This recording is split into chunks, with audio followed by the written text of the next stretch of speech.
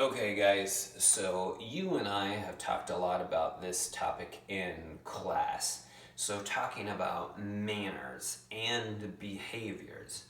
Now, we know that we treat each other like family, and the idea of family is that we care about each other and take care of each other no matter what. But, like we've talked about before, no matter how much we love our family, sometimes we get on each other's nerves. And you've been in the house with your family for quite a while, for several weeks. And there are points where I'm sure you've been like, oh my goodness, I just need to get out of here. And sometimes you get on each other's nerves, no matter how much you love each other. So we're going to talk a little bit about being polite, even when you're feeling kind of annoyed, and behaviors that are okay and behaviors that we should not do. So some of the things that we talked about with our class, talk about we take care of each other by giving each other compliments. Sometimes people get on your nerves, and one of the hardest things to do is to, not lose your temper with them or get frustrated or call them names. One surefire way to get them to kind of calm down and for you to actually feel better about yourself is to give them a compliment.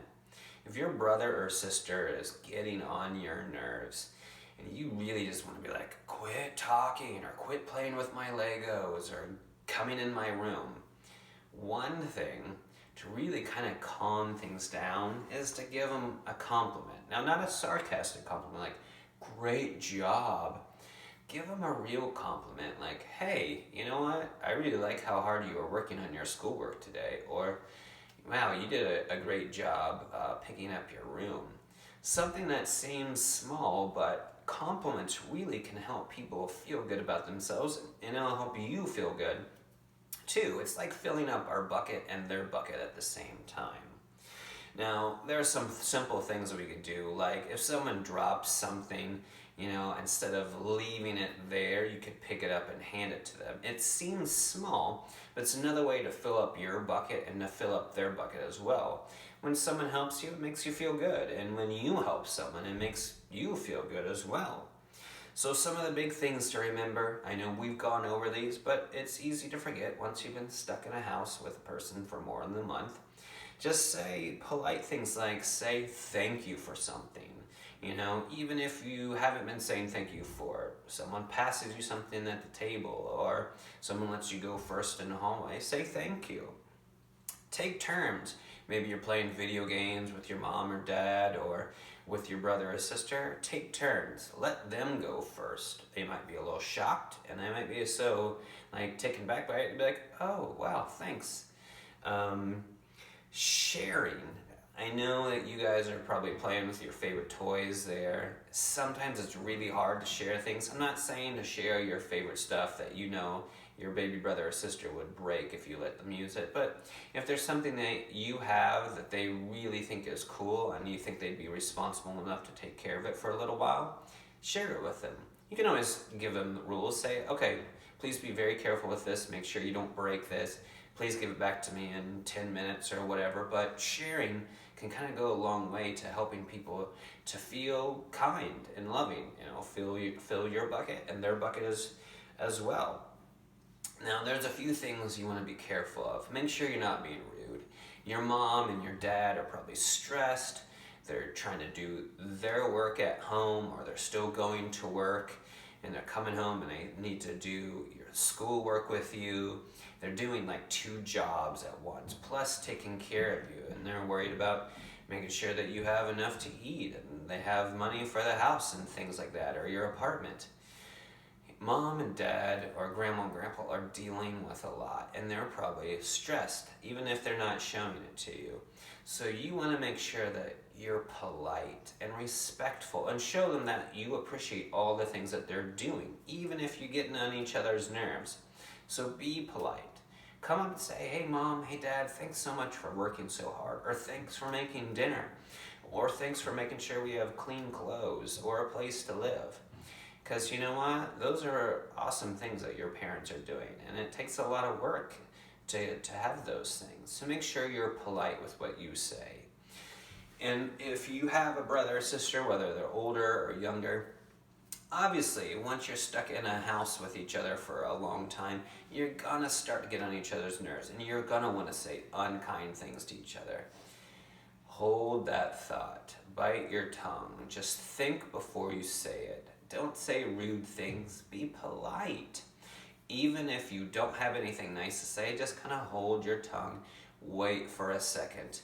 Take a deep breath. Calm down when you're frustrated with them before you say something. Because when you talk, when you're feeling frustrated, when you say something to someone, when you're angry at them, sometimes you end up regretting it. Even if you don't end up regretting it, it doesn't help your relationship. It just kind of builds walls. So be kind with what you say to one another. It's easy to get frustrated with someone when you've been stuck in a house with them for a long time, okay? Those are some big things. Even Eli and Quinn and Mrs. Whitley and I all work on those together because you know what? We bump heads too. That's just part of being a human. Well, we're going to read a book today, and it's a longer book, so we're going to split it up into 2 days. And it talks about people not being kind to each other or being rude. Well, maybe not people, in this case, crayons. So, this book is called The Day the Crayons Quit. Now, we read this, I think, at the beginning of the year, so it's been quite a while. One day in class, Duncan went to take out his crayons and found a stack of letters with his name on them. I don't know about you, but my writing utensils definitely can't write letters by themselves. Hey Duncan, it's me, Red Crayon. We need to talk.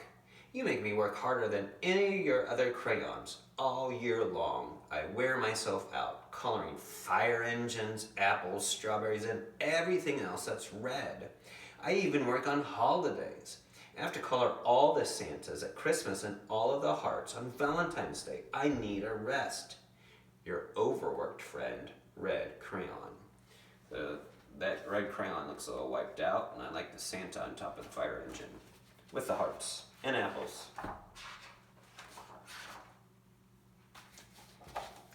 Dear Duncan, alright, listen, I love that I'm your favorite crayon for grapes, dragons, and wizard hats, but it makes me crazy that so much of my gorgeous color goes outside the lines. If you don't start coloring inside the lines soon, I'm going to completely lose it. Your very neat friend, Purple Crayon. You know what? It's totally okay to draw outside the lines, isn't it? I do like that the dragon was eating some grapes and he burnt them. That's kind of funny looking. Dear Duncan, I'm tired of being called light brown or dark tan because I am neither. I am beige and I am proud. I'm also tired of being second place to Mr. Brown Crayon. It's not fair that Brown gets all the bears, ponies, and puppies while the only thing I get are turkey dinners, if I'm lucky, and wheat. And let's be honest, when was the last time you saw a kid excited about coloring wheat? Your beige friend, Beige Crayon. He looks pretty sad.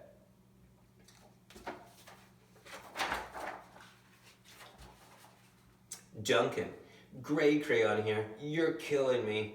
I know you love elephants, and I know that elephants are gray, but that's a lot of space to color in all by myself. And don't even get me started on your rhinos, hippos, and humpback whales. You know how tired I am after handling one of those things? Such big animals. Baby penguins are gray, you know. So are very tiny rocks, pebbles. How about one of those once in a while? Just give me a break. You're very tired, Crayon. Gray Crayon.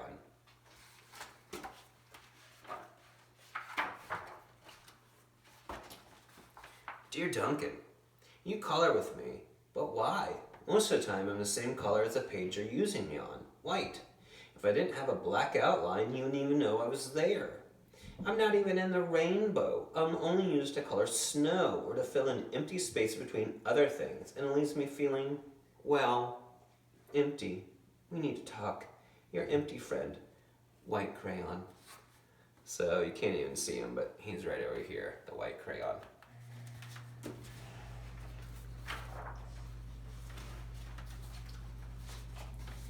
Hi Duncan, I hate being used to draw the outline of things.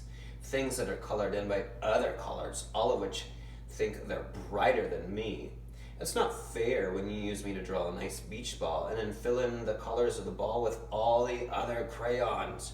How about a black beach ball sometime? Is that too much to ask? Your friend, Black Crayon.